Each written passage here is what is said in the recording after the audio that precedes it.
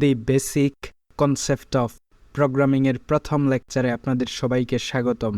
এই ভিডিও সিরিজের মাধ্যমে আমরা জানব পাঞ্চ কার্ড হতে মেশিন কোড হতে অ্যাসেম্বলি, আর অ্যাসেম্বলি হতে আজকের আধুনিক হিউম্যান রিডেবল কোড অর্থাৎ হাই লেভেল প্রোগ্রামিং ল্যাঙ্গুয়েজের জগতে প্রবেশ করার জার্নি সম্পর্কে। এবং আমরা জানব কম্পিউটারকে ইনস্ট্রাকশন দেওয়ার এমন প্রত্যেকটা পদ্ধতি সম্পর্কে যা লেডি এডা আগস্টা লাভলেস হতে এই পর্যন্ত অর্থাৎ এপ্রিল 2023 পর্যন্ত ব্যবহার করা হয়েছে।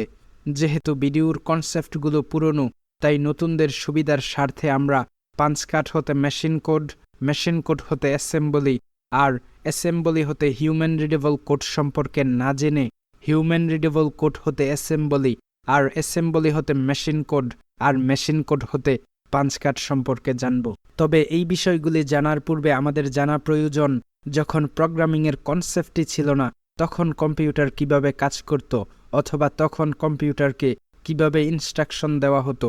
তাছাড়া অপারেটিং সিস্টেম আর মাইক্রোপ্রসেসরের মূল কনসেপ্ট সম্পর্কে জানা অত্যন্ত জরুরি। এই বিষয়গুলি সম্পর্কে আমরা জানব দ্বিতীয় series the basic concept of computers দ্বারা। যাই হোক, এখন আরম্ভ করলাম আমাদের আজকের concept, the basic concept of প্রোগ্রামিংয়ের যাত্রা। আজ অর্থাৎ যেই মুহূর্তে আমি ভিডিওটি তৈরি করতেছি 21 এপ্রিল 2023, এখন কম্পিউটারকে ইনস্ট্রাকশন দেওয়ার জন্য রয়েছে বেশ কয়েকটি কম্পিউটারের ভাষা অর্থাৎ প্রোগ্রামিং ল্যাঙ্গুয়েজ, যেমন C++, জাভা, পাইথন ইত্যাদি, যা 100% হিউম্যান রিডেবল।